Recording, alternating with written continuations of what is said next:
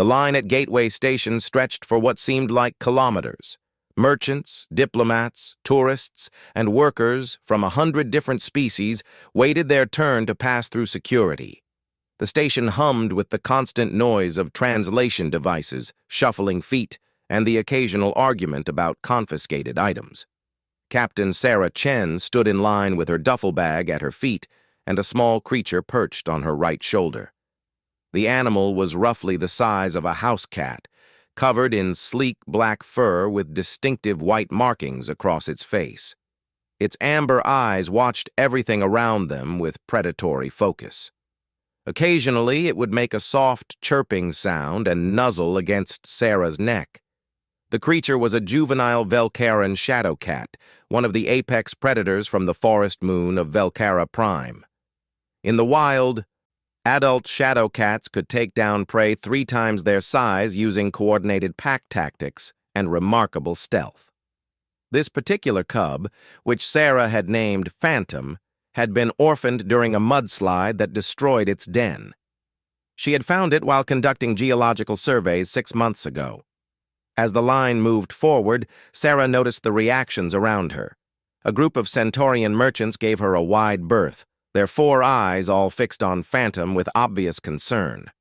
A pair of Thalaxian diplomats whispered to each other behind their breathing apparatus, probably debating whether to report her to station authorities. Even the human merchant 2 spots ahead kept glancing back nervously. Sarah was used to it by now. Humans had a reputation in the galaxy, one that made most species uncomfortable. They came from a death world, Earth, where almost everything had evolved to survive in brutal conditions. The gravity was crushing by galactic standards. The atmosphere had once been poisonous until primitive life had slowly terraformed it over billions of years. The wildlife was absurdly dangerous compared to most civilized worlds. But what really unsettled other species was not just that humans survived Earth. It was what they did after they survived. They domesticated the predators. They befriended the dangerous creatures. They formed bonds with animals that should have seen them as either prey or competition. Dogs were the most famous example. When humans first joined the Galactic Council and began traveling to other worlds, they brought dogs with them. The revelation that humans lived alongside pack predators descended from wolves. That they invited these animals into their homes and families had shocked the galaxy. Most species kept small, herbivorous creatures as companions if they kept any at all. The idea of sharing living space with something that had teeth designed for tearing flesh seemed insane. Then came the cats, both the small domestic breeds and the rescued big cats from sanctuaries. Then horses, creatures large enough and powerful enough to kill a human with a single kick, which humans climbed on top of and rode for fun. Birds of prey, snakes, even bears in some documented cases. The galaxy had concluded that humans were either crazy or had some sort of death wish, or perhaps they simply did not understand the concept of appropriate fear. Sarah reached the security checkpoint. The officer manning the station was a Quilix, a species resembling an upright beetle with iridescent blue carapace. His compound eyes reflected the overhead lights as he examined his scanner. "Next," he called in the flat, translated voice that came through the universal translator implanted in Sarah's ear. She stepped forward, placing her duffel bag on the scanning platform. Phantom shifted on her shoulder, wrapping his tail around her neck for balance. The security officer's antennae twitched as he noticed the cub. "Identification, please," he said, his tone becoming noticeably more cautious. Sarah held out her wrist, letting him scan her ID chip.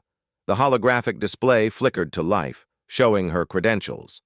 Captain Sarah Chen, licensed exobiologist and planetary surveyor, cleared for travel in all Galactic Council territories. Her image rotated in the blue light, along with her ship registration and cargo manifest. The Quilix officer studied the display, then looked pointedly at Phantom. "You are traveling with a live animal." "That's correct," Sarah replied calmly. "All live animals must be declared and approved for station entry. I do not see any animal listed in your travel documents.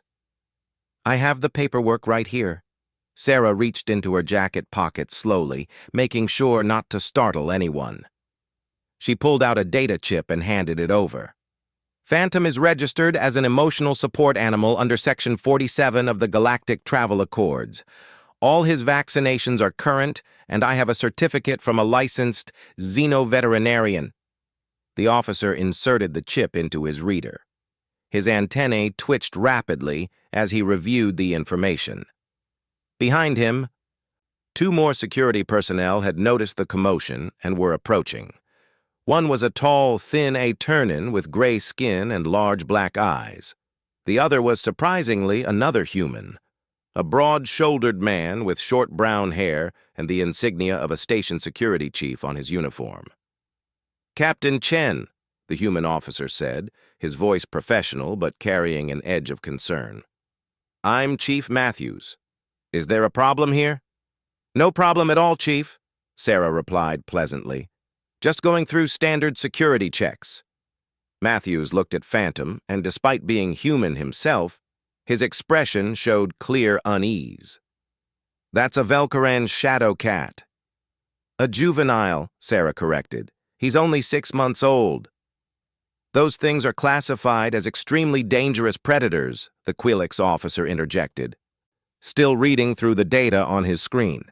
"They have been responsible for 17 documented attacks on survey teams in the Velcara system. Adult shadow cats have been involved in those incidents," Sarah explained patiently. She had been through this conversation before at 3 other stations. Adult cats defending their territory from what they perceived as invaders. Phantom here was orphaned as a cub. I hand-raised him. He's been socialized to sentient species and has never shown aggression toward anyone. The Aeternan security officer had been silent, but now spoke in a whisper-soft voice. "With respect, Captain Chen, your species has a concerning habit of keeping dangerous animals as companions. What you consider safe may not align with what the rest of us would define as such." Sarah felt Phantom tense slightly on her shoulder, picking up on the stress in the air. She reached up and scratched behind his ears, and he immediately relaxed, that deep rumbling purr vibrating against her neck. "Look," she said, keeping her voice calm and reasonable. "I understand the concern. I really do. But Phantom has traveled with me through 15 stations and 7 planetary spaceports without incident. He's better trained than most sentient beings I've met. He has never bitten, scratched, or threatened anyone. The regulations state that any animal species classified as a predator above Class 3 must be transported in secure containment," the Quilix officer said, pointing at his screen. "Velcaran shadowcats are Class 5 predators. The regulations also have exceptions for properly registered emotional support animals," Sarah countered. "Which Phantom is. Check Section 47, Subsection 12, Paragraph 4. Emotional support animals are exempt from containment requirements provided they are under direct control of their handler at all times and pose no immediate threat to station safety or personnel." Chief Matthews crossed his arms. "The question is whether he poses a threat." Sarah met his eyes steadily. "Only if you are." There was a long moment of silence. The 3 security officers exchanged glances. Around them, the line of travelers had backed up, with everyone watching the confrontation with mixed expressions of curiosity and concern. "Explain that statement," Matthews said carefully. "Phantom is a predator." "Yes," Sarah said. "But like most predators, he doesn't attack without reason. He doesn't see people as prey. He's been raised around sentient beings his entire life. The only time he would ever be dangerous is if someone posed a direct threat to him or to me. So unless you're planning to attack either of us, he's about as dangerous as a stuffed toy." The Quilix officer's antennae twitched in what Sarah had learned was their equivalent of nervous laughter. "A stuffed toy with claws and teeth designed to pierce armor plate." "Which he keeps retracted unless he's playing," Sarah pointed out. She gently took one of Phantom's paws and pressed on the pad. The curved black claws extended, each one wickedly sharp and about 3 centimeters long. Then she released the pressure, and they retracted smoothly back into the fur. See? Perfect control. He's never accidentally scratched anyone. The Eternan officer leaned closer, fascinated despite his obvious nervousness. How did you train him to do that? Same way you train any intelligent creature, Sarah said. Patience, consistency, positive reinforcement, and lots of treats.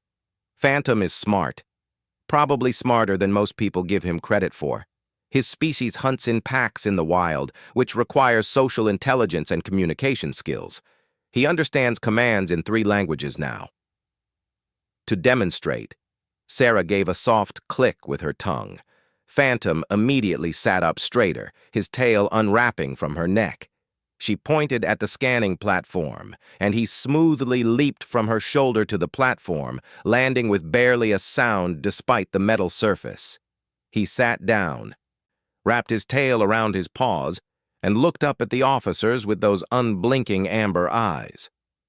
"Stay," Sarah commanded. Phantom stayed perfectly still, even when Chief Matthews cautiously reached out a hand toward him. Sarah noticed the movement and said quietly, "If you want to touch him, approach slowly and let him sniff your hand first." Matthews did as instructed. His hand moved gradually toward Phantom's face. The cub's nose twitched, taking in the scent of this new person. Then, apparently deciding Matthews was acceptable, Phantom leaned forward and rubbed his head against the offered hand, purring loudly. The chief actually smiled. "He's softer than I expected." "His coat is designed for stealth in the forest environment," Sarah explained. "It absorbs sound and light. Makes him almost invisible in low-light conditions."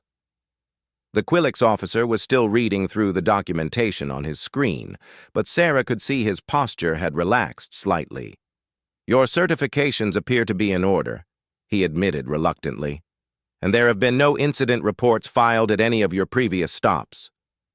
"Because there have been no incidents," Sarah said firmly. Matthews pulled his hand back from petting Phantom and looked at his fellow officers. "I've seen the earth animals some human crew members keep. Dogs, cats, even a few birds. They're all well behaved when properly trained. If Captain Chen says her animal is safe and has the documentation to back it up, I think we should process her through." The Eternan officer nodded slowly. "I defer to your judgment, Chief Matthews, as you have more experience with human-animal companions than we do." The Quillix officer still seemed uncertain, but he deactivated his screen and picked up a small scanning wand. "I will need to perform a biological scan to verify the animal's identity matches its registration." "Of course," Sarah agreed. The officer ran the wand over Phantom, who tolerated the procedure with patient dignity. The scanner beeped, and the officer checked the reading against the data chip Sarah had provided. After a moment, he nodded. "Identity confirmed. Velcaran Shadowcat, juvenile male, registration number VK2847PHN. All vaccination records verified." He looked up at Sarah. "You are cleared for entry, Captain Chen. But I must inform you that some station establishments may refuse entry to you and your companion regardless of your documentation." "I'm aware," Sarah said. "It won't be the first time." She clicked her tongue again, and Phantom immediately jumped back to her shoulder, resuming his preferred position. She picked up her duffel bag and moved toward the exit of the security area. Behind her, she heard Chief Matthews say to the other officers, "Humans and their pets. I'll never understand it, but I have to admit, that's one of the coolest things I've ever seen." Sarah smiled to herself as she walked into the main concourse of Gateway Station. The smile faded slightly as she noticed the wide berth other travelers were giving her. A group of Centaurian children pressed close to their parent, staring at Phantom with wide eyes. A Thalaxian merchant actually changed direction to avoid passing near her. This was the price of being human in the galaxy: fear, suspicion, and isolation. Her species had a reputation as the crazy ones, the reckless ones, the ones who befriended monsters. Most aliens could not understand why humans would want to form bonds with dangerous creatures. They saw it as arrogance or stupidity. But Sarah knew the truth. It was not about dominance or fearlessness. It was about connection. Humans had learned long ago that they were stronger together than alone. They had survived the death world of Earth not by conquering it, but by finding allies within it. The wolves who became dogs, the wild cats who became companions, the horses who carried them across vast distances. Every bond between human and animal had started the same way, with trust, with patience, with one species reaching out to another and saying, "We are not enemies. We can help each other." Phantom chirped softly and rubbed his head against her cheek. Sarah reached up to scratch his favorite spot behind his ears, and his purr rumbled through her whole body. Let the galaxy think humans were crazy for loving predators. Sarah knew what she had gained from that bond: loyalty, companionship, and the knowledge that she was never truly alone, even in the vast emptiness of space. She headed toward the docking bay where her ship waited, ready for the next survey mission. Phantom's amber eyes scanned the crowd, alert and watchful, a tiny guardian perched on her shoulder. Dangerous? Only if you were foolish enough to threaten the one he loved. And in Sarah's experience, that was exactly how it should be.